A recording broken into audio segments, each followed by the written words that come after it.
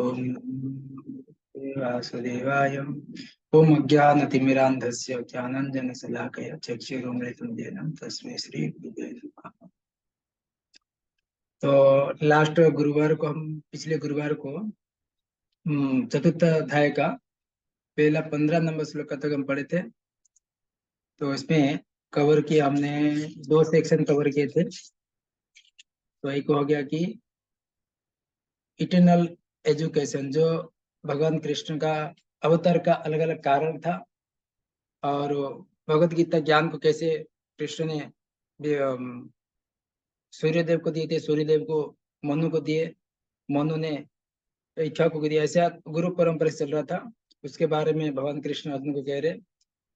और एक कोई अंडरस्टैंडिंग अलग प्रकार के जो समझ में आता है कि किस प्रकार अलग अलग कर्म, वर्णाश्रम धर्म के बारे में बता रहे थे। भगवान कृष्ण के जन्म कर्म से दिव्यम, उसके बारे में भी डिस्कशन हुआ था। भगवान किस प्रकार भगवान का जन्म कर्म दिव्यम होता है।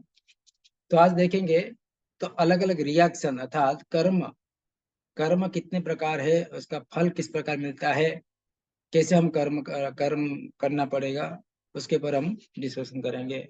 भगवान कृष्ण अर्जुन को कह रहे हैं। ठीक है, 16 से 24। कर्म में अकर्म, कर्म में अकर्म। तो कर्म को ज्ञान के स्तर पर जानना है। जो कर्म रहता है उसको ज्ञान के स्तर पर जाना है। तो किस प्रकार कर्म है ये, तो ये 16 नंबर श्लोका से होगा चालू।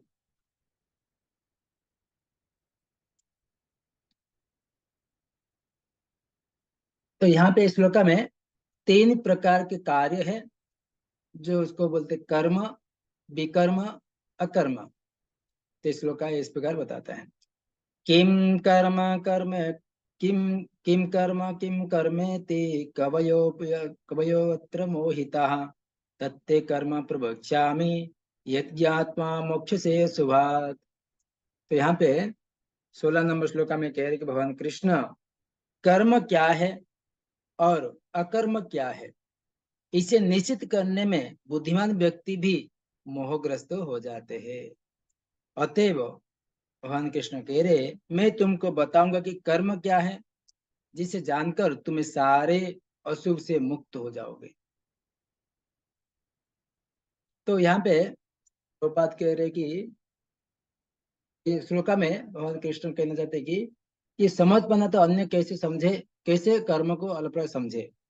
तो यहाँ पे प्रभुपाद कह रहे कि परंपरा में का व्यक्ति का अनुसरण करके, परंपरा से अनुकरण करके।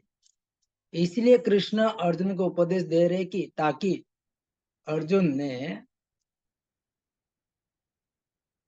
अर्जुन को अनुसरण करने वाला विमूढ़ न हो।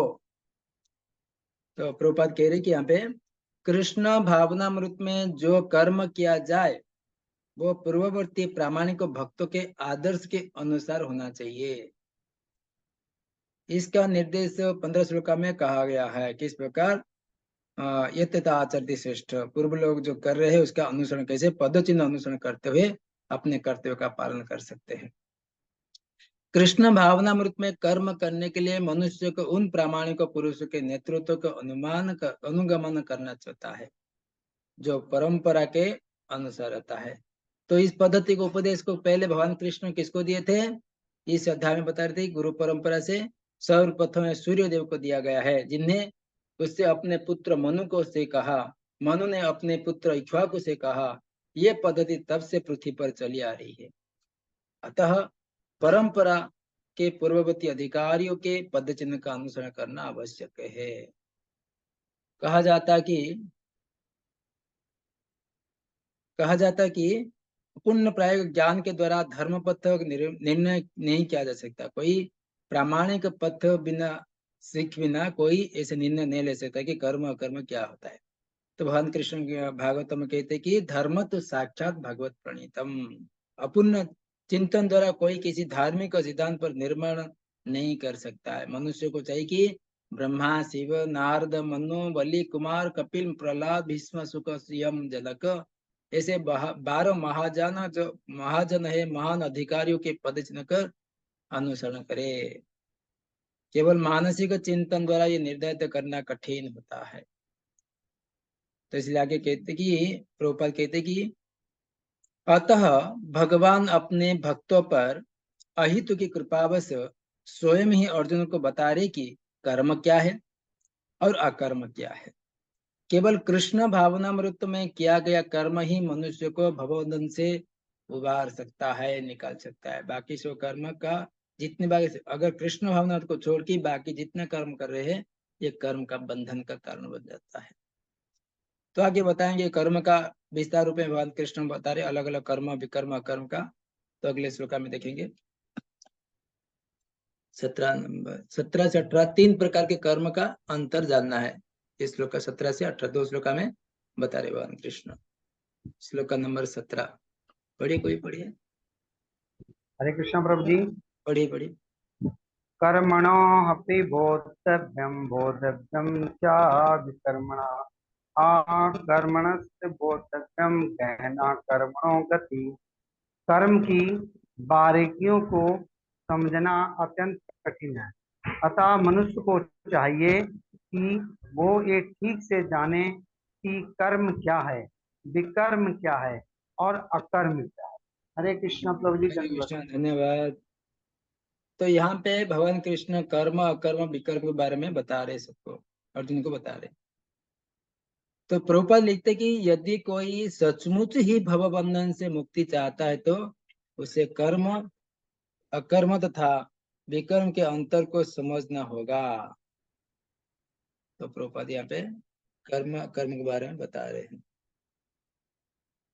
कृष्ण भावित भक्त को कृष्ण के अनुसंधान के जैसे ऐसे यहाँ पे कर्म क्या है, विकर्म क्या है और अकर्म क्या है। तो कर्म जो होता है, कर्म कांडी जो करते अलग प्रकार, जो ब्राह्मण लोग करते, वेद शास्त्र अध्ययन करना, अलग प्रकार का होम करना, यज्ञ करना, इसको कर्म कांड में आता है, वो कर्म कहते हैं।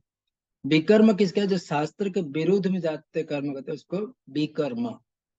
और अकर्म होता है जो कर्महीन जो रहता नहीं है, उसमें कृष्ण भावनामृत कार्य में संलग्न होता है कर्म। कर्म, विकर्म, अकर्म। तो प्रभुपाद क्या कह रहे हैं, प्रभुपाद कह रहे कि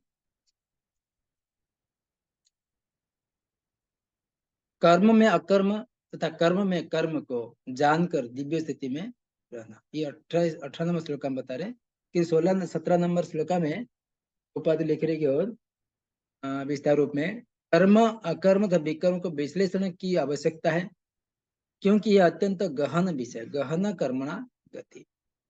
कृष्ण भावनामृत को तथा गुणों के अनुसार कर्म के समझने के लिए भगवान के साथ अपने संबंध को जानना होगा।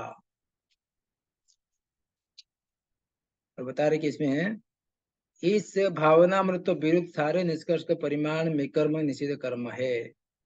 इसे समझने के लिए मनुष्य को कृष्ण भावनामृत को अधिकारियों की संगति करनी होती है और उनसे रहस्य को समझना होता है। यह साक्षात भगवान से समझने के समान है, अर्थात अन्यथा बुद्धिमान से भी बुद्धिमान मनुष्य मोहग्रस्त हो जाएगा कर्म, विकर्म, कर्म को समझने के लिए। तो कर्म क्या है, जो कर्म कांडी करते अलग प्रकार, होम यज्ञ अलग प्रकार है, उसको कर्म का कर्म कहते हैं। विकर्म बोलते हैं जो शास्त्र विरोध में चलते हैं उसको विकर्म कहते हैं। जो अकर्म भगवान कृष्ण की भक्ति करते हैं वो कर्म होता है। तो अगले श्लोक बता रहे कि भगवान कृष्ण कर्म में अकर्म तथा अकर्म में कर्म को जानकर दिव्य स्थिति में रहना है। बीच में विकर्म नहीं है इसमें, कर्म में अकर्म, कर्म में से धीरे धीरे होकर अकर्म तक आ सकते हैं, और अकर्म के मध्य में भी कर्म को कैसे हम लागू कर सकते हैं हमारे जीवन में, वो जानकर उसमें कैसे हम दिव्य स्थिति में रहना है। इस श्लोक में बता रहे 18 नंबर श्लोक में। पढ़िए कोई। कर्म। हरे हरे कृष्णा प्रभु जी। पढ़िए। कर्मण्य कर्म या पश्येद कर्मणि च कर्म यः सा बुद्धिमान मनुष्येषु सा युक्तः कृतस्त्र कर्म कृत। जो मनुष्य कर्म में अकर्म और अकर्म में कर्म देखता है वो सभी मनुष्यों में बुद्धिमान है और सब प्रकार के कर्मों में प्रवृत्त रहकर भी दिव्य स्थिति में रहता है। हरे कृष्ण। धन्यवाद। तो यहाँ पे भगवान कृष्ण कहना चाहते कि किस प्रकार जो व्यक्ति, जो मनुष्य कर्म में अकर्म को देखता है और अकर्म में कर्म देखता है, सबसे बुद्धिमान व्यक्ति है। तो यहाँ पे प्रभुपाद कह रहे हैं,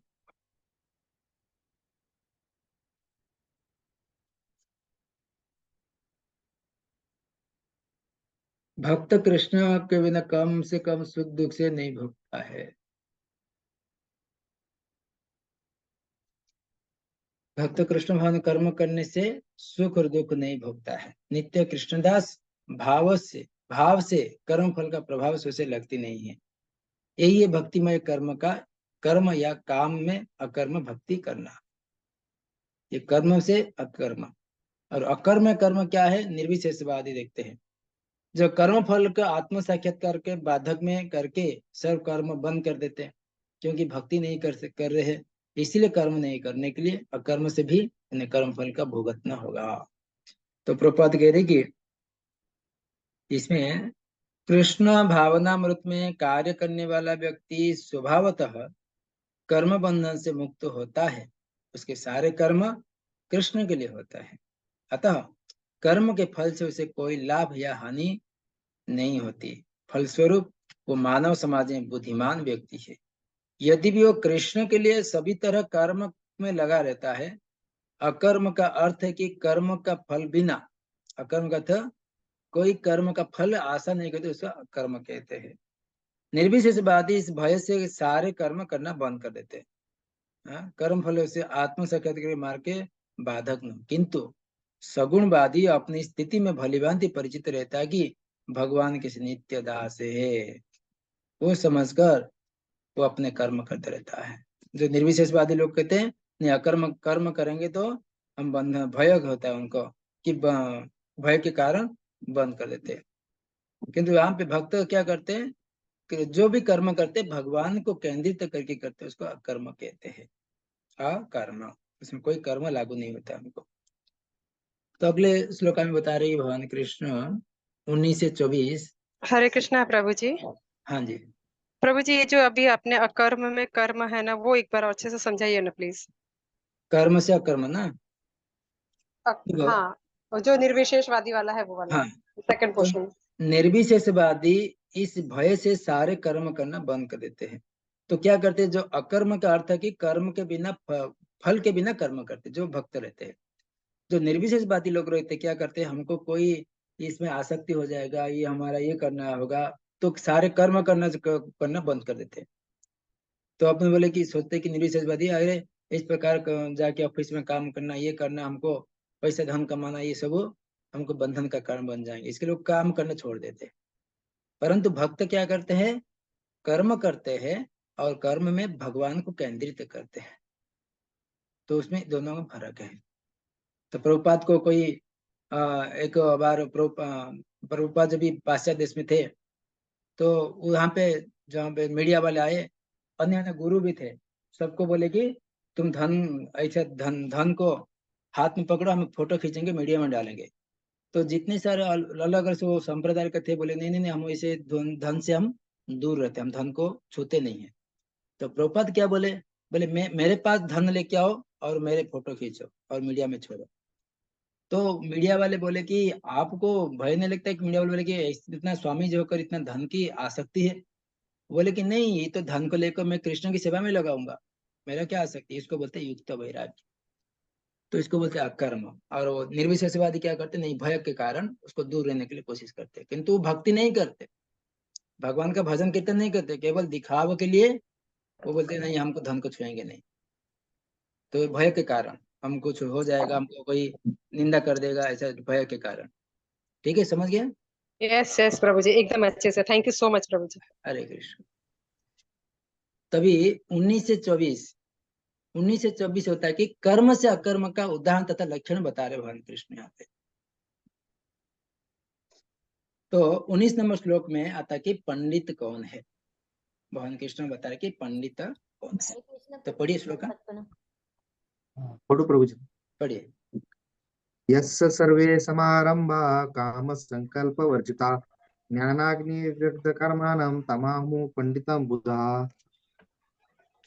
जिस व्यक्ति का प्रत्येक प्रयास उद्यम इंद्रिय तृप्ति की कामना से रहित होता है, उसे पूर्ण ज्ञानी समझा जाता है। उसे साधु पुरुष ऐसा करता कहते हैं जिसने पूर्ण ज्ञान की अग्नि से कर्म फलों को भस्मसात कर दिया है। हरे कृष्ण रोज दंडोत हरे कृष्ण।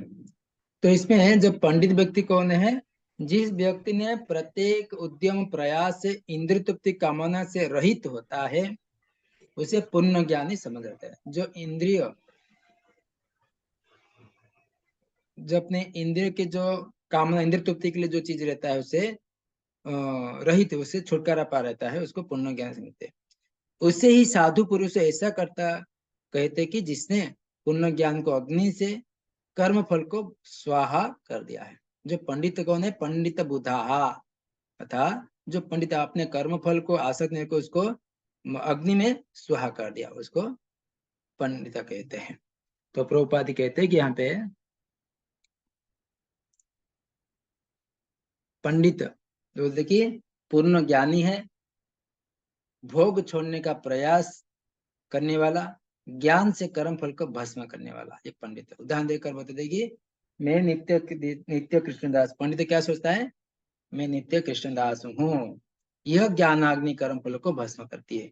ऐसे ज्ञान जो रहेगा जिसके पास, मेरा स्वभाव कैसे, मैं एक कृष्ण भगवान कृष्ण की दास हूँ, सेवक हूँ, ये जिस पास ज्ञान रहेगा उसका जितना भी ज्ञानाग्नि रहे, जो कर्म का फल रहता है, ज्ञान रूपी की ये ज्ञान के रूपी अग्नि से भस्म हो जाती है।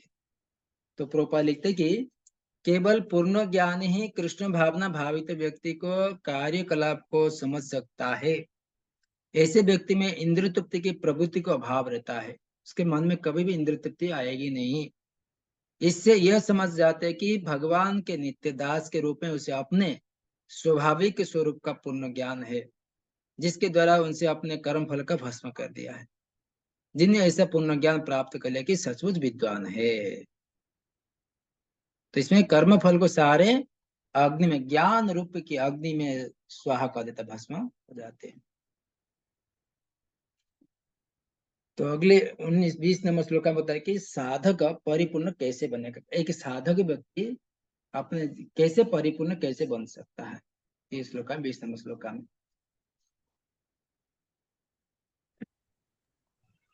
पढ़िए कोई।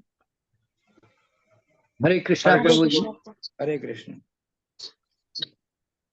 ते कत्वा कर्म फला संगम नित्य तृप्तो निराशयः कर्मण्य भी प्रवृत्तो अपि नैव किंचित करोति सः। अपने कर्म फलों की सारी आसक्ति को त्याग कर सदैव संतुष्ट तथा स्वतंत्र रहकर वह सभी प्रकार के कार्यों में व्यस्त रहकर भी कोई सकाम कर्म नहीं करता। हरे कृष्ण। हरे कृष्ण। तो यहाँ पे कैसे एक साधक व्यक्ति परिपूर्ण बन सकता है, उसके पर भगवान कृष्ण कह रहे हैं।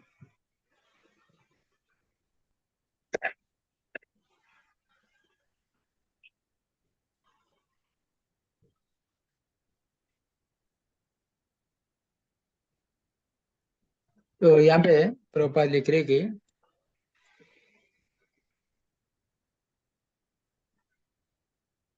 तत्वा कर्म फल संग,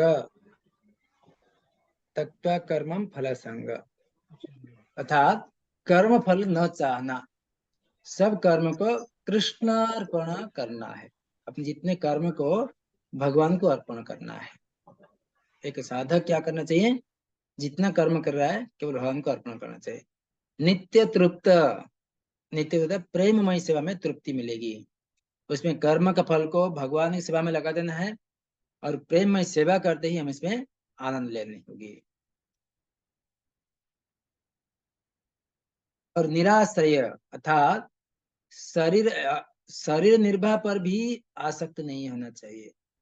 अपने शरीर कैसे जीवन कैसे बिताएंगे उसके ऊपर भी आसक्ति नहीं होना चाहिए।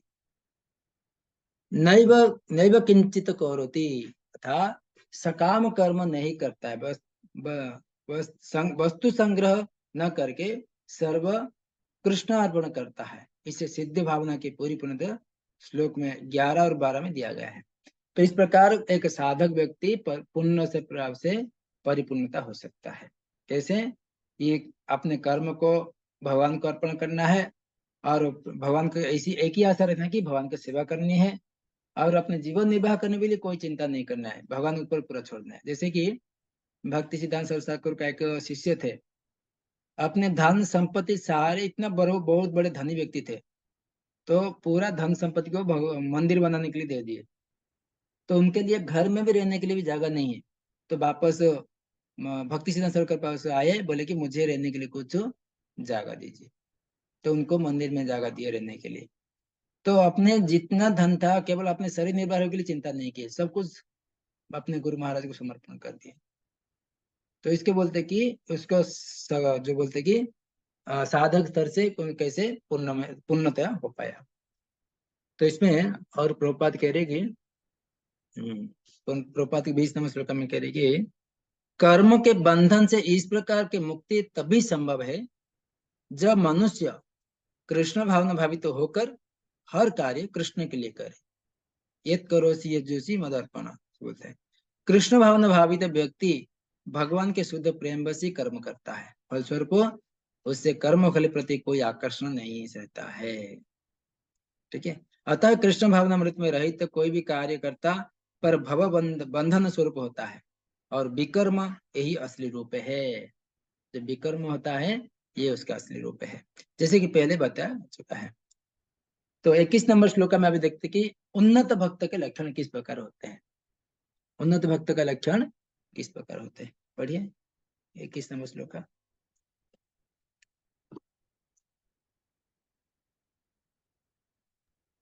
हरे कृष्ण प्रभु जी। पढ़िए। निराशीर्य चित्तात्मा त्यक्त सर्व परिग्रह शरीरम केवलम कर्म कुर्वन्नाप्नोति किल विषम।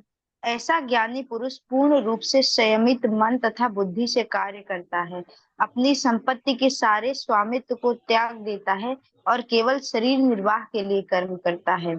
इस तरह कार्य करता हुआ वह पाप रूपी फलों से प्रभावित नहीं होता है। कृष्ण प्रभु। धन्यवाद। तो बोलते कि यहाँ पे जो ज्ञानी उन्नत भक्त, जो एडवांस डिवोटीज जो रहते हैं, ऐसा ज्ञानी पुरुष पूर्ण रूप से संयमित मन को संयमित करते हुए तथा मन और बुद्धि से कार्य करता है।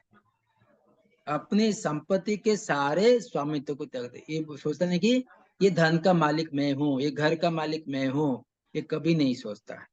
केवल शरीर निर्वाह के लिए कर्म करता है। इस तरह कार्य करता हुआ वो पाप रूपी फलों के प्रभावित नहीं होता है। तो सुंदर भाव से उन्नत भक्त का एडवांस डिवोटी का लक्षण बताया गया। तो प्रभुपाद क्या कहते हैं इसमें थोड़ा डिस्कशन करेंगे। प्रभुपाद कहते कि कृष्ण भावना भावित व्यक्ति कर्म करते समय कभी भी शुभ या अशुभ फल की आशा नहीं रखता है। कर्म का अच्छे बुरे फल का नहीं चाहते। यह चिंता आत्मा संयमित मन बुद्धि तत्वा सर्व परिग्रह स्वामित्व त्याग कर देते हैं। उदाहरण देकर यहाँ पे बता रहे कि जिस प्रकार पुण्य शरीर को प्रयास से हाथ चला सकते हैं, उसी तरह हम भगवान के जैसे हम नाचते हैं, वैसे हम नाचते हैं कि वो यंत्र के भाग काम करने से काम करते। प्रभुपाद यहाँ पे बता रहे। कृष्ण भावनामृत व्यक्ति भगवत इच्छा का अनुगामी होता है, क्योंकि उनकी निजी इंद्रिय तृप्ति कोई कामना नहीं होती है। वो यंत्र के एक पुर्जे के भांति हिलता डुलता है। जिस प्रकार रख रखाव के लिए पुर्जे के तेल और सफाई की आवश्यकता पड़ती है, उसी प्रकार कृष्ण भावना व्यक्ति कर्म के द्वारा अपना निर्वाह करना रहता है, जिसे भगवान के दिव्य प्रेम भक्ति करने के लिए ठीक बना रही है। तो यहाँ पे और एक पॉइंट बता रहे कि यहाँ पे क्रूर मालिक स्वाधीन के प्राणी अपने रक्षा के लिए कुछ भी नहीं कर सकता है, वैसे ही भक्त अपने आप पर स्वामित्व दावा नहीं करता है। शरीर निर्वाह के लिए आवश्यक काम करना है। जितना शरीर का निर्वाह कर सकते हैं उतना ही कर्म करना है। ज्यादा ओवर ड्यूटी करके अपने धन संचय करने के लिए नहीं लग जाना चाहिए। उदाहरण देकर बताते कि यहाँ पे थोड़े हो गए ना ये। अब अपनोति किल्बिष, अर्थात पाप फल से प्रभावित तो नहीं होता है, भौतिक कार्य से दूर रहता है, इसलिए पाप उसको नहीं लग पाएगा, कभी टच ही नहीं कर पाएगा, स्पर्श नहीं कर पाएगा। तो इस प्रकार प्रभुपाद कह रहे कि अपने जीवन निर्वाह के लिए जैसे अनुचित साधन के द्वारा धन संग्रह करने के लिए आवश्यकता नहीं रहती है, अतः ऐसे भौतिक पापों से कल्म से ग्रस्त नहीं होता है, वो अपने समस्त कर्म फलों से मुक्त हो जाता है। तभी 22 नंबर श्लोक में बता रहे भगवान कृष्ण कर्म करके भी बंधन में नहीं रहता है, उसको बोलते युक्त वैराग्य। कर्म करता है फिर भी बंधन में फंसता नहीं है, किस प्रकार यहाँ पे बता रहे भगवान कृष्ण। पढ़िए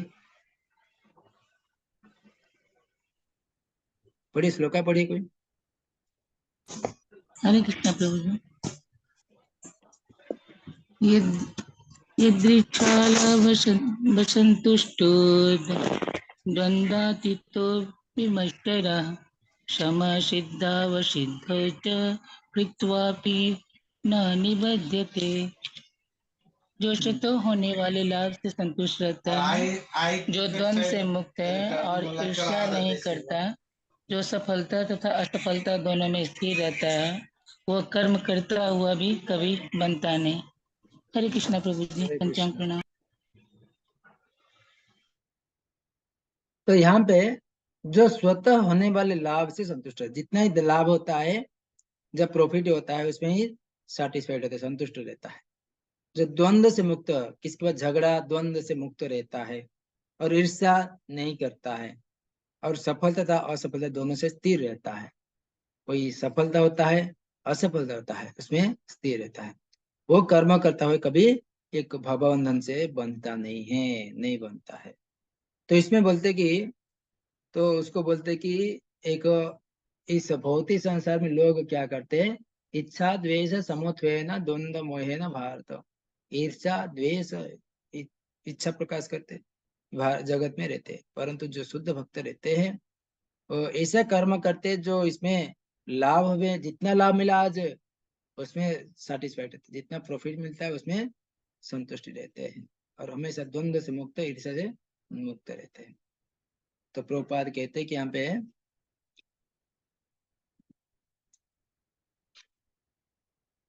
इच्छा लाभ संतुष्ट, इदृच्छा लाभ संतुष्ट अर्थात स्वतः आने वाले लाभ से संतुष्ट रहता है, भीख कर्जा नहीं मांगता है।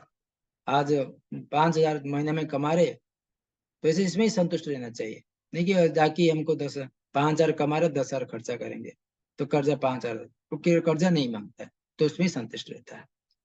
द्वंद्वती तथा द्वंद्व से मुक्त रहता है, भागवत सेवा में द्वंद्व के प्रभाव के बिना काम करता है, विमत्सर अर्थात ईर्ष्या रहित होकर कार्य करता है। तो प्रोपा लिखते कि कृष्ण भावना भावित व्यक्ति अपने शरीर निर्वाह के लिए से भी अधिक प्रयास नहीं करता है, वो अपने आप होने वाले लाभ से संतुष्ट रहता है, वो तो मांगता है ना उधार लेता है, किंतु यथा सामर्थ्य वो सच्चाई से कर्म करता है और अपने श्रम परिश्रम से मेहनत से जो प्राप्त होता है उसी से संतुष्ट रहता है। अतः वो अपनी जीविका का विषय में स्वतंत्र रहता है, वो अन्य किसी की सेवा करके कृष्ण भाव संबंधी अपने सेवा में व्यवधान नहीं आने देता है, किंतु भगवान की सेवा के लिए संसार को द्वैतता से विजित हुए बिना भी कर्म करते रहता है। जैसे संसार की द्वैतता गर्मी सर्दी अथवा सुख दुख के रूप में अनुभव की जाती है। तो इस पर आगे हरे कृष्ण प्रभु जी। उसमें दो दंड, वो क्या शब्द था पहले जिससे द्वैतता नहीं, अभी जो आपने पहले श्लोक करा था इससे पहले जो था, पहले वाला श्लोक आता था। हाँ जी, इससे पहले वो शब्द था, उसका अर्थ में भी लिखा था ना कि भागवत, इससे पहले जरा सा कर, हाँ ये अरे नहीं, इसके बाद ये वाला द्वंद्वातीत है सर। द्वंद्व, तो इसका द्वंद्व मतलब क्या, ये द्वंद्व द्वंद्व का क्या मतलब? द्वंद्व अर्थात अलग प्रकार का, कोई झगड़ा में रहते हैं कोई लोग, अच्छा, द्वंद्व झगड़ा, हाँ अच्छा द्वंद्व, ठीक है, थैंक यू। द्वंद्व से मुक्त रहता है, झगड़ा पर रहता है किसी दूसरे से। ठीक है, तो अभी तो ये होगा हमारा थर्ड सेक्शन। तो फोर्थ सेक्शन आ गया कि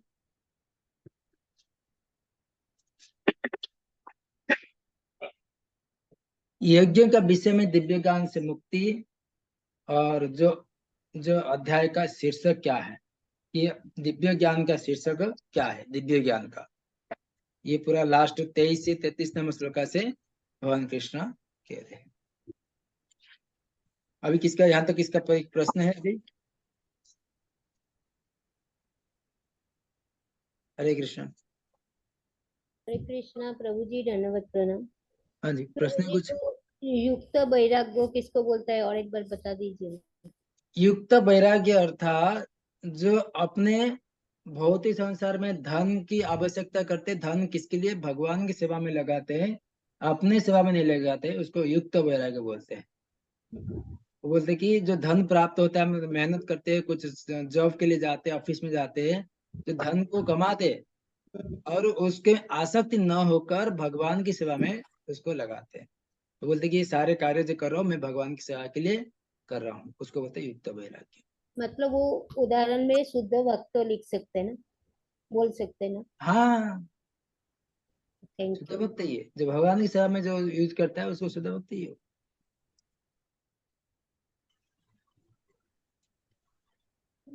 उसको ही अकर्म कहते हैं। तभी हरे कृष्ण प्रभु जी। हरे कृष्ण। गतसंगस्य एक मुक्त मिनट एक मिनट एक मिनट, और किसका कोई प्रश्न नहीं है ना?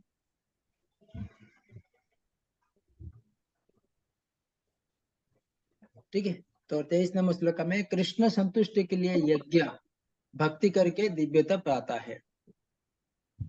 पढ़िए।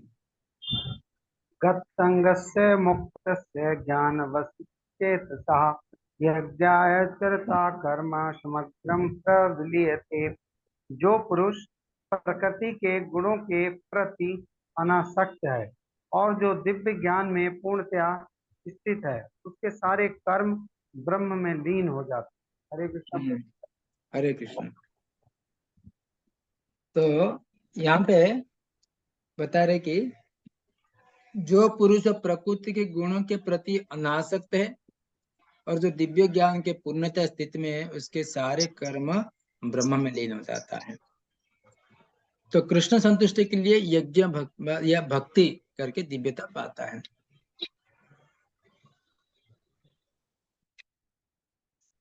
तो प्रभुपाद कह रहे कि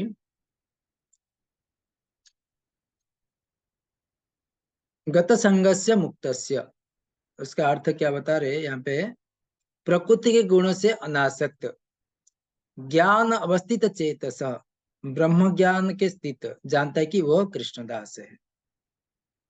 यज्ञ यज्ञाचरतः कर्म अर्थात कृष्ण के लिए कार्य करता है। चौथा पॉइंट,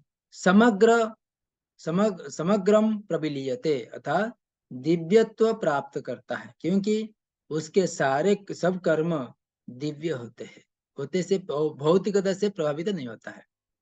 जो दिव्य ज्ञान अर्थात केवल भगवान के कर्म करते हैं और भौतिकता प्रभावित नहीं होते हैं। तो यहाँ पे और प्रभुपाद लिखते हैं कि यहाँ पे पूर्ण रूपेण कृष्ण भावना भावित होने से मनुष्य समस्त द्वंद्व से मुक्त हो जाता है और इस तरह भौतिक गुण के कलम से मुक्त हो जाता है। इसलिए मुक्त हो जाता है कि क्योंकि वो कृष्ण के साथ अपने संबंध को जोड़ लिया। जो व्यक्ति भगवान के साथ जोड़ लिया है, ये द्वंद्व मोहे न भार, बोलते कि इस द्वंद्व से, समस्त प्रकार द्वंद्व और भौतिक गुण से, कलम से, 3 गुण से परे हो जाते हैं। इसके लिए भगवान कृष्ण गीता में कहते, दैवी एष गुणमयी मम माया दुरतया मामेव प्रपदन्ते मायैव तरन्ति ते। मेरे माया की शक्ति को पार करना असंभव है, परंतु जो व्यक्ति मेरे शरण में आता है अति सहज से माया को भौतिक गुण से पार हो सकता है, भौतिक संसार से, माया से पार हो सकता है, केवल भगवान के साथ संबंध जोड़ने से, भगवान के चरणों में शरण लेने से। तब ये श्लोका बताए 24 नंबर श्लोका में, कृष्ण भावना व्यक्ति आध्यात्मिक को योगदान करके धाम जाता है।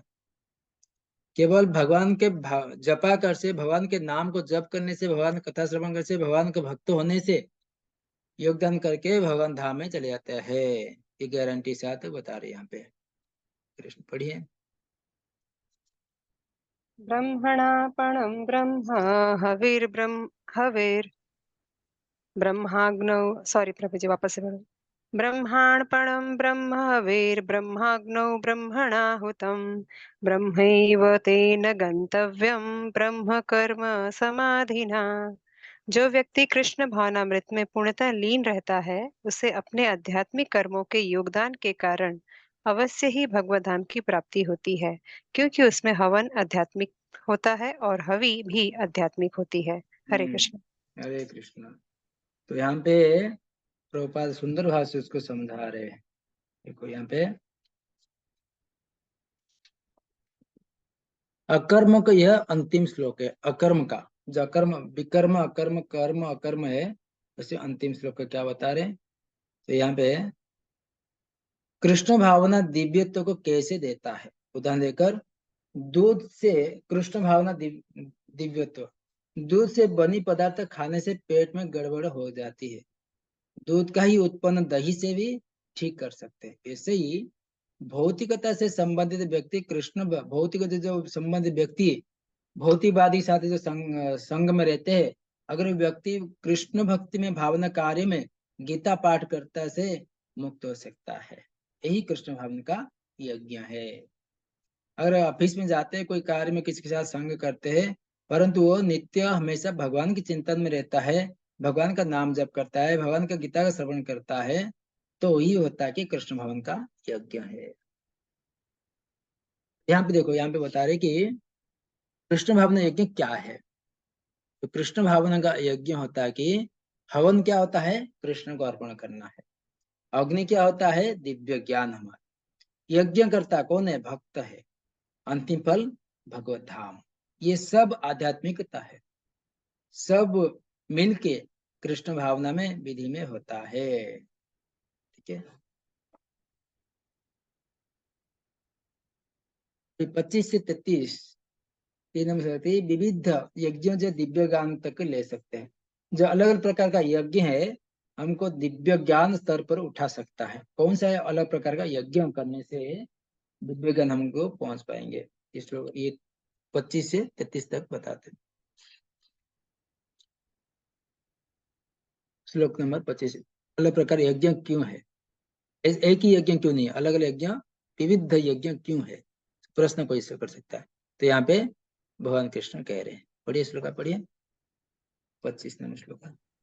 दैवमेवापरे यज्ञं योगिनः पर्युपासते ब्रह्म ब्रह्माग्नावपरे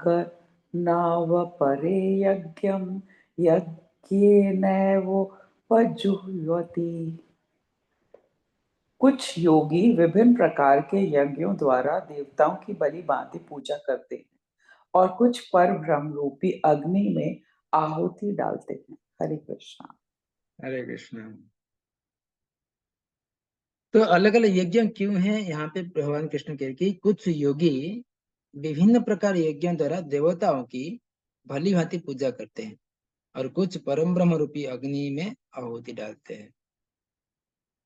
तो यहाँ पे भौतिकवादी तो सकाम कर्मी भौतिक भोग के लिए भौतिक संपत्ति का यज्ञ करते हैं, और निराकारवादी क्या करते हैं, निराकार ब्रह्म को पूज कर अपने को ब्रह्म में लीन करते हैं। और बहु ईश्वरवादी क्षणिक लाभ के लिए इच्छुक इंद्र, सूर्य जैसे देवता को आराधना करते हैं। और कृष्ण भावना व्यक्ति क्या करते हैं, कृष्ण के लिए सब त्यागने वाले परम योगी अपना स्वरूप को नहीं खोते, केवल कृष्ण के लिए सब कुछ करते, जो सब कुछ त्याग करते हैं, उसको बोलते हैं कृष्ण भावना व्यक्ति। ये चार चीज इसमें बताया प्रभुपाद ने, भौतिकवादी, निराकारवादी, बहु ईश्वरवादी, कृष्ण भावना व्यक्ति, ये चार में अलग अलग कर बताए। तो इसमें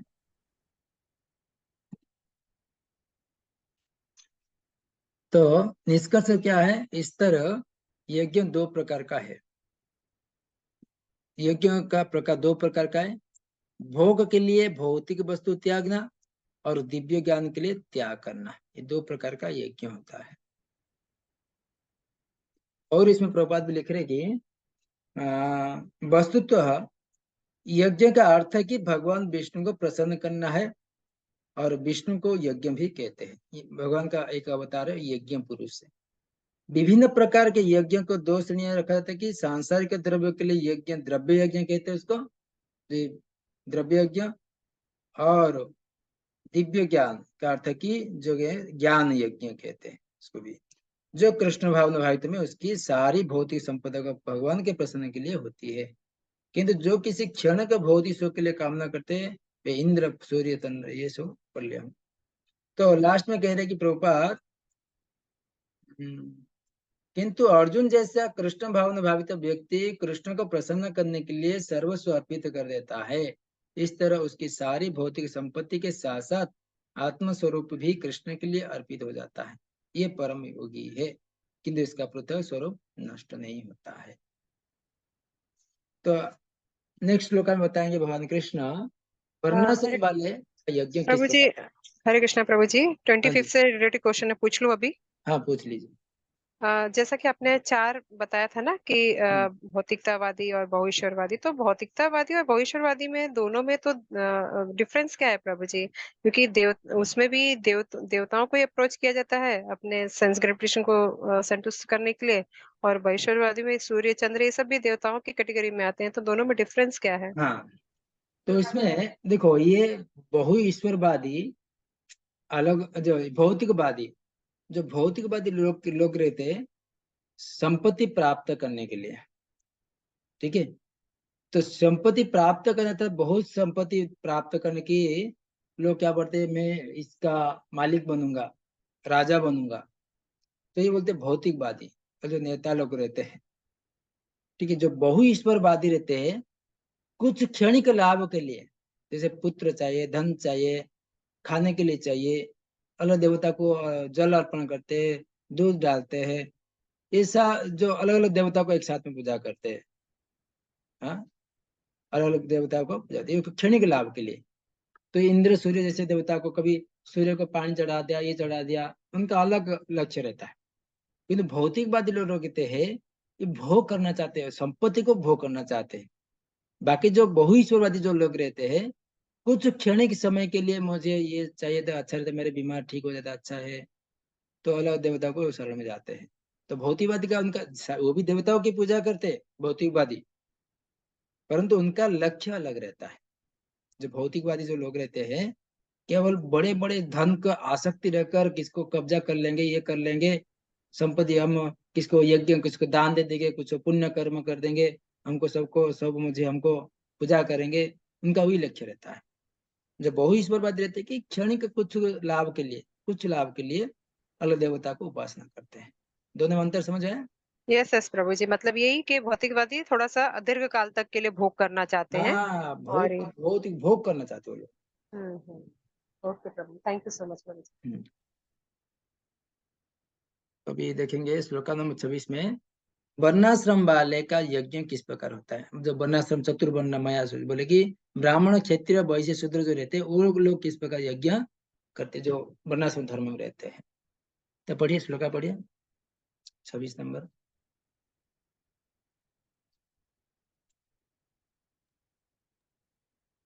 हरे कृष्ण। श्रोतादीनिन्द्रियाण्ये संयमाग्नि सुजुह्वति शब्दादीन् विषयाण्य इंद्रियाग्नि सुजुह्वति।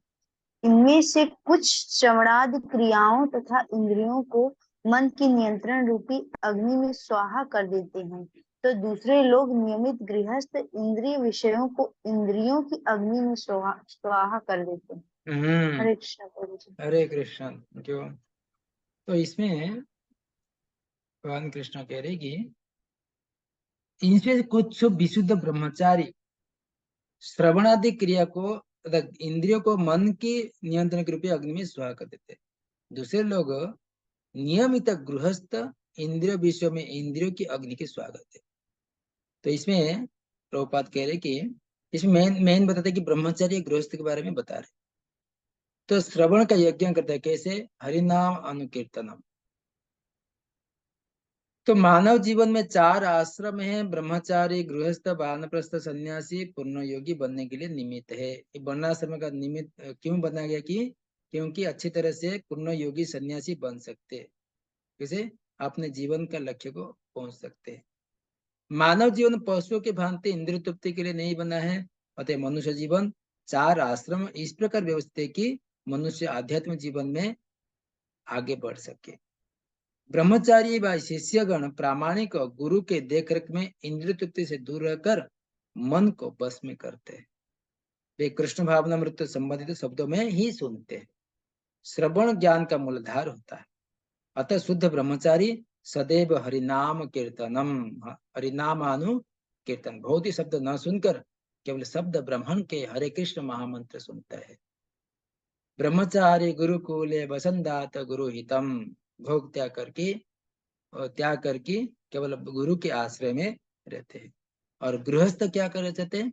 इंद्रिय भोग को त्यागता है, प्रभुपाद कहते हैं। तो वो सांसारिक शब्द ध्वनियों से ये हो गया। इस प्रकार गृहस्थ भी जिन्हें इंद्रिय तृप्ति की सीमित छूट है, गृहस्थ के लिए इंद्रिय तृप्ति लिए सीमित कुछ मात्रा में उनको करने के लिए अनुमति है, बड़े ही संयम से उन कार्य को पूरा करते हैं। यौन जीवन, मादक द्रव्य सेवन, कैसे मैथुन, नशा, मांस पर अंकुश लगाकर, ये सबको अंकुश लगाकर, किंतु संयमित गृहस्थ कभी भी यौन जीवन तथा अन्य इंद्रिय तृप्ति में कार्य में अनियंत्रित रूप से प्रवृत्त नहीं होता है। इसी उद्देश्य से प्रत्येक सभ्य मनुष्य समाज में धर्म विवाह का प्रचलन है। यह नियमित अनासक्त यौन जीवन में एक प्रकार का यज्ञ है, क्योंकि संयमित गृहस्थ उच्चतर दिव्य जीवन के लिए अपने इंद्रिय तृप्ति की प्रवृत्ति को आहुति स्वाहा कर देता है, इसको बोलते हैं। इसके लिए इस श्लोक में ब्रह्मचारी और गृहस्थ के बारे में ज्यादा करी भगवान कृष्ण कह रहे। ठीक है, अभी देखेंगे हठ योगी, अष्टांग योगी वाले कैसे यज्ञ करते हैं। तो ब्रह्मचारी गृहस्थ कैसे यज्ञ किए? आपने ब्रह्मचारी सारे श्रवणादि क्रिया करके अपने इंद्रियों को, मन को नियंत्रण करके रूपी अग्नि में स्वाहा कर देते, अपने इंद्रियों जो अलग प्रकार इच्छा प्रकृति को स्वाहा करते। और गृहस्थ अपने इंद्रियों को संयमित करके नियमित रूप से अपने इंद्रियों को भी अग्नि में स्वाहा कर देते। तो इस प्रकार अष्टांग योगी वाले किस प्रकार यज्ञ करते हैं 27 नंबर श्लोक में बताते हैं। पढ़िए। हरे कृष्णा। सर्वाण्येन्द्रिय कर्माणि प्राण कर्माणि चापरे आत्म संयम योगाग्रो जुहवती ज्ञान दीपिते। दूसरे जो मन तथा इंद्रियों को वश में करके आत्म साक्षात्कार करना चाहते हैं, संपूर्ण इंद्रियों तथा प्राण वायु के कार्यों को संयमित मन रूपी अग्नि में आहुति कर देते हैं। हरे कृष्ण। तो अलग प्रकार अष्टांग योग करते हैं, अलग प्रकार नियम आसन प्राणायाम करते हैं, तो उसमें मन तथा इंद्रियों को बस में करने के लिए तभी जाकर भगवान कृष्ण की भक्ति कर सकते हैं। बस में करके आत्म साक्षात्कार करना चाहते हैं और संपूर्ण इंद्रिय प्राण वायु के कार्य में संयमित मन रूपी अग्नि में आहुति यज्ञ करना। तो सबका यज्ञ में स्वाहा करे। पतंजलि योग सूत्र के अनुसार आत्मा का 2 स्तर है, परागात्मा, प्रत्यगात्मा, भोगासक्त आत्मा और भोग त्याक्त आत्मा। और विधि क्या है? आत्मा का 5 वायु 10 वायु रहता है, उसमें 5 में फंसा रहता है। तो इसमें 5 प्राणी वायु क्या है? प्राण, अपान, व्यान, समान, उदान। तो प्राण वायु रहता है कि इससे इंद्रिय अपने विषय के पर प्रतिक्रिया करते हैं। अपान वायु नीचे जाता है, व्यान वायु संकुचित प्रसारण करता है, समान वायु संतुलित करता है शरीर को, उदान वायु ऊपर तरफ जाता है। तो 5 प्राण वायु नियंत्रित करके अष्टांग योगी अपने सारे संयमित करके मन रूपी अग्नि में आहुति कर देते हैं। श्लोक क्रमांक 28 में अन्य 5 यज्ञ में ज्ञान यज्ञ भक्ति श्रेष्ठ है। जितने सारे यज्ञ हुआ अभी सबसे भक्ति जो करते ज्ञान यज्ञ सबसे श्रेष्ठ है। पढ़िए। द्रव्य यज्ञस्तपो यज्ञ योग यज्ञस्तथा परे स्वाध्याय ज्ञान यज्ञश्च यतय संश्रित व्रताः। कठोर व्रत अंगीकार करके कुछ लोग अपनी संपत्ति का त्याग करके, कुछ कठिन तपस्या द्वारा, कुछ अष्टांग योग पद्धति के अभ्यास द्वारा अथवा दिव्य ज्ञान में उन्नति के लिए वेदों के अध्ययन द्वारा प्रबुद्ध बनते हैं। हरे कृष्ण। हरे कृष्ण। तो इसमें प्रभुपाद कह रहे कि अपनी संपत्ति ज्ञान यज्ञ दान देना। भारत में व्यापारी लोग क्या करते, राजसी धर्मशाला खोलते, अन्न क्षेत्र, अतिथिशाला, अन्नशाला, विद्यालय बनाते, इसको द्रव्य दान यज्ञ करते, संपत्ति दान करते। अन्य देशों में भी अस्पताल, वृद्धाश्रम, तत्स्य संन्यास, शिक्षण, अन्न, चिकित्सा व्यवस्था करते। तो उसको कौन सा यज्ञ कहते हैं? उसको द्रव्य यज्ञ कहते हैं। और तप यज्ञ क्या होता है? तप यज्ञम अर्थात तप से अनंत लोक जाना, अनंत लोक को जाने के लिए। उदाहरण कर चंद्रायण यज्ञ में कठिन नियम का पालन करते हैं, उसको तपो यज्ञ कहते हैं। चतुर्मास पालन करते हैं, जुलाई से अक्टूबर तक बाल न काटना, आहार निर्बद्ध, घर न छोड़ना, इसलिए चतुर्मास पालन करते हैं। ये सब तपो यज्ञ में आता है। और एक अष्टांग योग, योग यज्ञ। योग यज्ञ के क्या होता है? तो इसमें अष्टांग योग साधना, तीर्थ यात्रा, ये होता है। और पांचवा हो गया कि चौथा हो गया कि स्वाध्याय यज्ञ, वेद अध्ययन करना, उपनिषद, सांख्य अध्ययन, ये सब स्वाध्याय यज्ञ। अंत में आ गया ज्ञान यज्ञ, तो दिव्य ज्ञान के लिए यज्ञ करना वो भक्त करते हैं। अन्य यज्ञ अपने शक्ति से कर सकते हैं, पर कृष्ण भावना यज्ञ केवल भगवान की कृपा से होगी, इसलिए ये अन्य से श्रेष्ठ है। पांचवा जो यज्ञ है ज्ञान यज्ञ, ये चारों से पांचों से श्रेष्ठ है। ठीक है।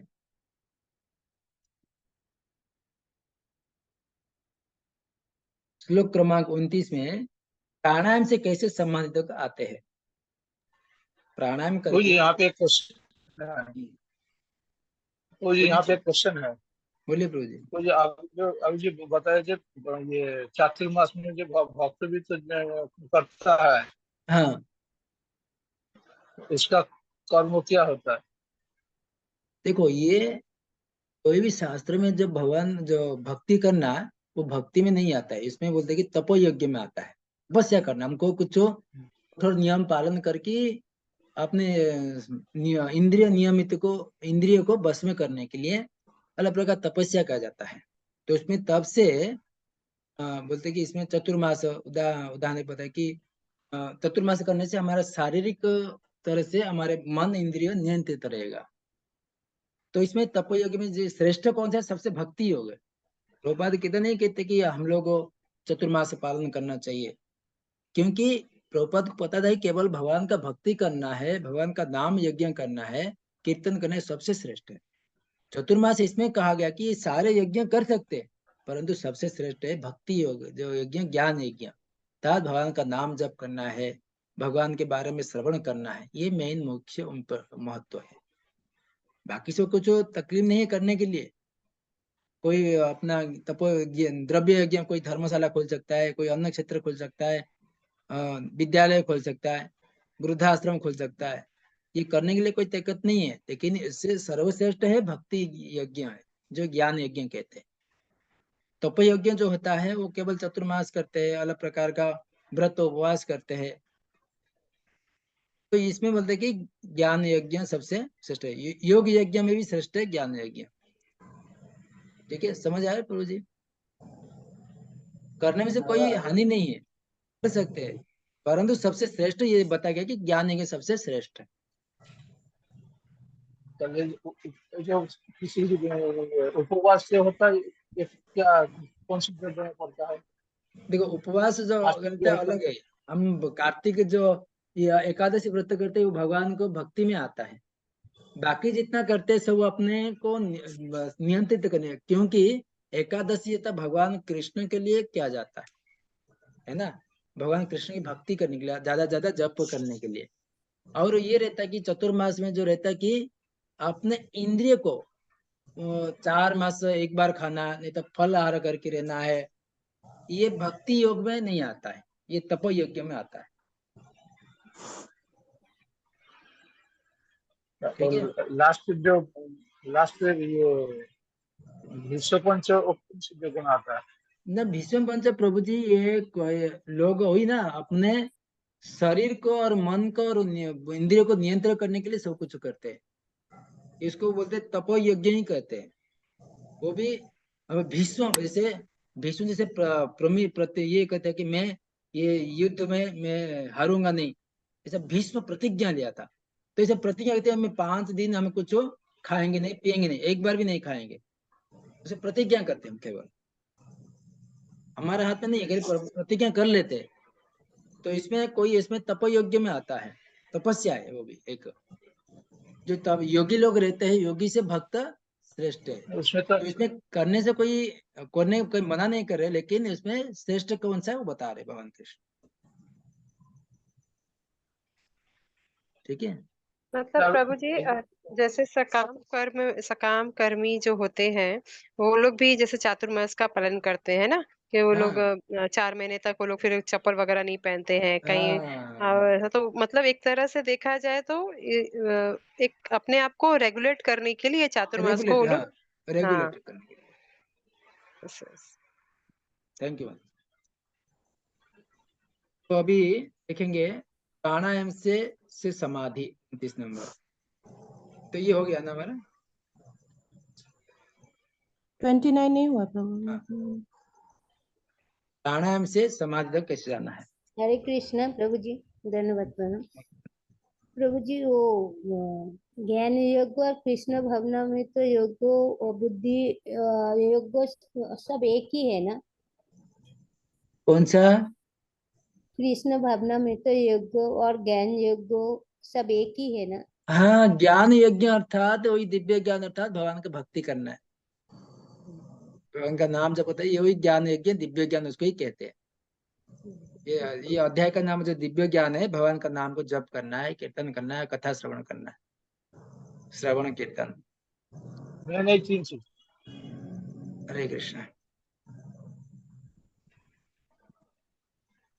तो श्लोक का क्रम 29 पढ़िए।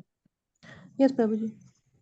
अपाने अपाने जुह्यति प्राणम प्राणे पानम तथा परे प्राणापान गतिम रुद्ध्वा प्राणायाम परायणा अपरे नियताहार प्राणान प्राणेषु जुह्यति।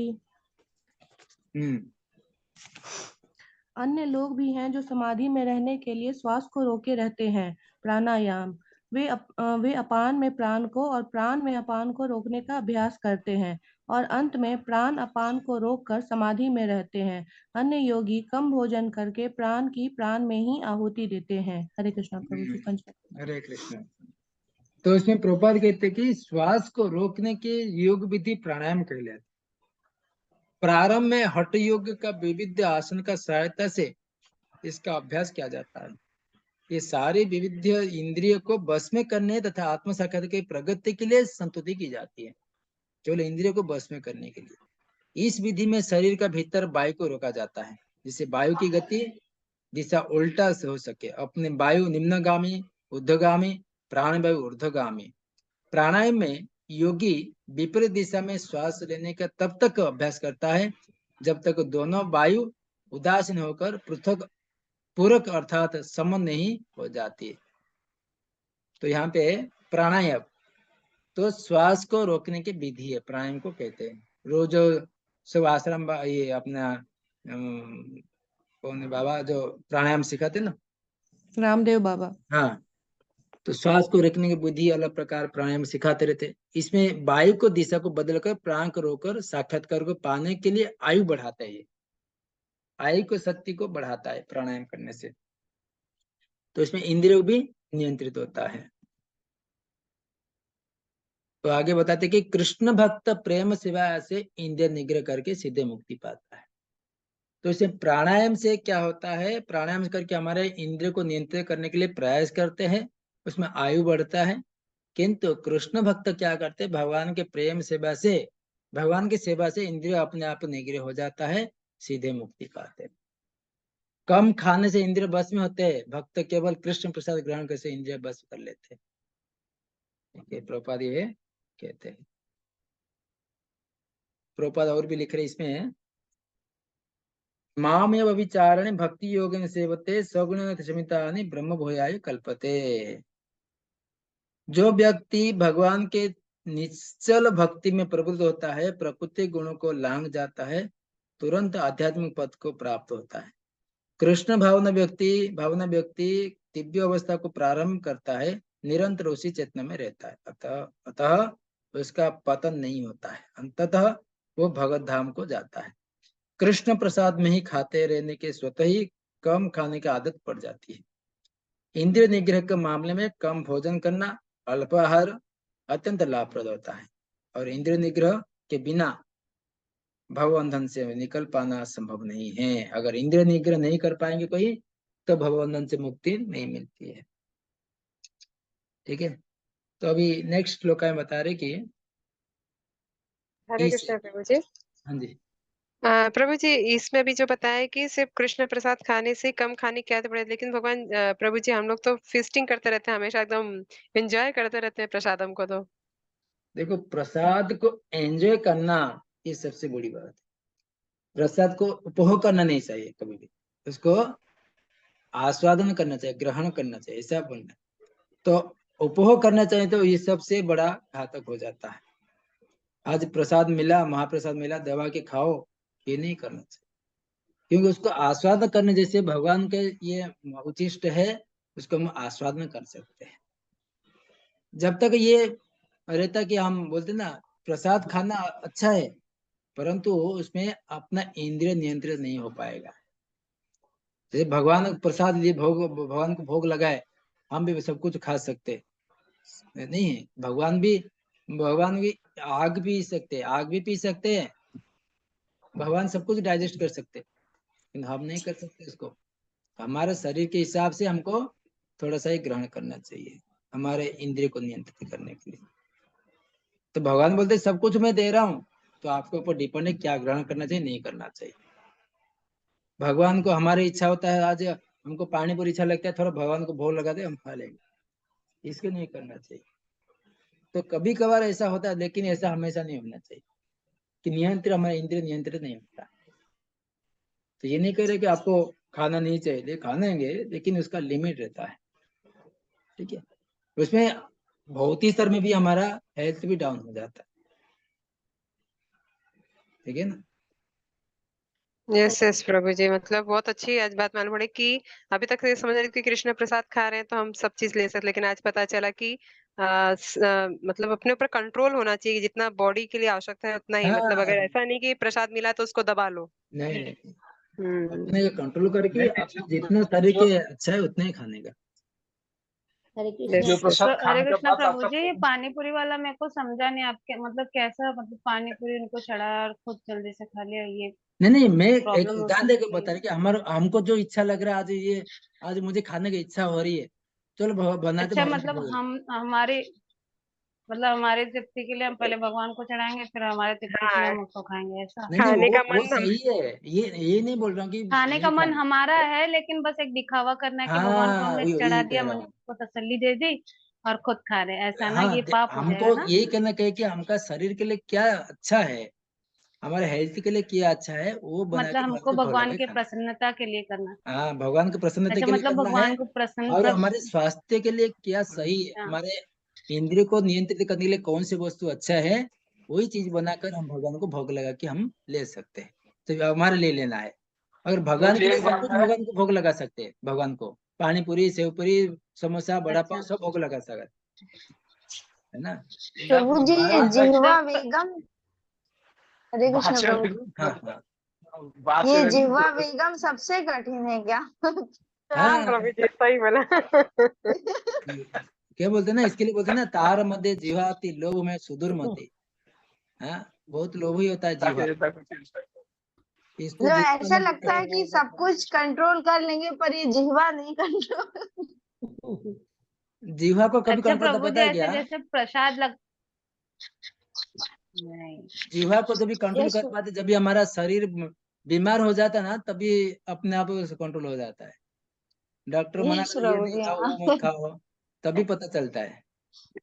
पहले कुछ पता नहीं चलता है हमको, ठीक है ना। तो पहले से देख के लोग दूसरे को देख के समझना है कि हम हमारे ऐसे होने वाला है, तो पहले से कंट्रोल करना चाहिए जीवा को, ठीक है। और प्रभु जी, ये वाली चीजें उतने अच्छे से नहीं समझ में आ रही है। अपान में प्राण डाल दो, प्राण में अपान डालने, ये सब क्या है? ये प्राणायाम के लिए बता रहे, अपने ज्योति प्राण प्राण पान तथा परे। अलग अलग जो लोग समाधि में रहने के लिए अपने श्वास को रोक के अलग प्रकार का प्रयत्न करते रहते हैं, तो इसमें दो प्रकार का भगवान कृष्ण कह रहे हैं। एक भक्त के बारे में, एक प्राण पान, बोलते कि प्राण वायु को रोक के प्राणायाम करो, योग करो, ऐसे करके मन को इंद्रियों को नियंत्रित करो। करने के बाद भगवान का भक्ति करो, तो भगवान का जब भी नियंत्रित हो जाएगा मन, माइंड और इंद्रिय, तो भगवान की भक्ति करने के लिए सही समय है। तो यहाँ पे करें कि जो लोग समाधि में रहने के लिए, समाधि में रहने के लिए रोक रखते हैं उसको, तो प्राणायाम करने से हमारे से वो सारे इंद्रिय नियंत्रित में आ जाते हैं, ये जो अष्टांग योग करने से। तो इसमें प्राण बच जो होता था, योगी लोग क्या थे, योगी जो भोजन करके प्राण पान को आहु देते, सारे जो अलग प्रकार का प्राण अपान वायु, अपान वायु जो नीचे की तरफ जाता है, प्राण वायु ऊपर तरफ होता है, ये दोनों को रोककर अच्छी तरह से अपने प्राणायाम के अभ्यास करते करते ये दोनों को रोक सकते हैं। तो करके हमारे इंद्रिय को नियंत्रित कैसे करते हैं ये लोग इसमें बता रहे भगवान कृष्ण। तो इसलिए प्रभुपाद इसमें कहते हैं ना, भक्तों को ये सब कुछ करने की कोई आवश्यकता नहीं है, केवल कृष्ण को, कृष्ण के तथा अपने स्वतः कम खाने की आदत पड़ जाती है। तो कि कृष्ण प्रसाद को खाते रहने से स्वतः कम अपने इंद्रियों को नियंत्रित हो जाता है। इसीलिए ये बता रहे कि अपने जो अष्टांग लोग होते कैसे क्रम से भाव से भगवान का भक्ति करने के लिए आगे बढ़ते हैं, ठीक है। तभी आगे हरे कृष्ण। प्रभु जी, समाधि किसको बोलते हैं? क्या क्या समाधि? हाँ, समाधि अर्थात यहाँ पे कहते कि इसमें श्लोका में समाधि में अर्थात जो अपने अष्ट चक्र जो छड़ चक्र को नियंत्रित करते हैं, 5 प्रकार वायु को नियंत्रित कर पाते हैं, इंद्रिय को नियंत्रित कर पाते हैं, अपने मन बुद्धि एकाग्रता करके भगवान के जो परमात्मा रूप को चिंतन करते हैं, उसमें कोई भौतिक आसक्ति नहीं रहता है और फल की इच्छा नहीं रहता है। जो स्थिति में आता है उसको समाधि स्थिति कहते हैं, ठीक है। तब भक्त समाधि से भी ज्यादा बढ़कर रहते हैं। जब भक्त लोग रहते हैं केवल भगवान की सेवा करना है, भगवान की प्रसन्न के लिए आनंद करना है। ये अष्टांगी योगी जो है वो लोग ही करते हैं ना, भक्त नहीं हाँ, करते। वही लोग करते हैं, अष्टांग योगी वाले। वो 1 महीना तक रह सकते बिना खा के, अलग प्रकार वो करते रहते अष्टांग योगी। तो केवल उनका मन इंद्रियों को नियंत्रित करने के लिए। तो भक्त के केवल ऋषिकेश अर्थात भगवान के इंद्रियों को संतुष्टि देने के लिए हमेशा तत्पर रहते हैं। भगवान की सेवा करना है, भगवान को भोग लगा के खिलाना है, भगवान को सुलाना है, नाम जप करना है, ये भगवान की भक्ति अष्टांग योगी से भी बढ़कर है। भगवान की भक्ति करते करते सारे अपने इंद्रिय नियंत्रित हो जाते हैं अपने आप। जब भी कोई भगवान के लिए भोग बनाते ना, 56 भोग बनाते, वो कभी प्रसाद ज्यादा ले नहीं पाते, क्योंकि उसमें ही भगवान सेवा में संतुष्ट हो जाते हैं। हाँ प्रभु जी, ये तो आपने एकदम सही कहा, क्योंकि इतना सारा बनाते बनाते मन भर जाता है, फिर खाने के लिए उसकी इच्छा नहीं होती है। ठीक है, तो आगे पढ़ेंगे कि अगली बार पढ़ेंगे सब? आपका क्या प्रभु जी, है? अगली बार ये शनिवार को कंप्लीट करेंगे। ओके, ठीक है। तो यज्ञ का सारांश क्या है? तो यज्ञ से पाप मुक्त होकर दोनों जीवन में कैसे अमृत हो पाएगा, और नेक्स्ट क्लास में पढ़ेंगे, ठीक है। हरे कृष्ण प्रभु जी, हरे दंडवत कृष्ण, प्रणाम। दंडवत प्रणाम। हरे हरे कृष्ण कृष्ण प्रभु जी, हरे कृष्ण, हरे कृष्ण प्रभु जी, दंडवत हरे प्रणाम। कृष्ण प्रभु जी, हरे कृष्ण प्रभु जी, पंचांग दंडवत प्रणाम। प्रणाम। हरे कृष्ण हरे प्रभु जी, कृष्ण, दंडवत प्रणाम। हरे कृष्ण प्रभु जी, पंचम प्रणाम। हरे कृष्ण, हरे कृष्ण।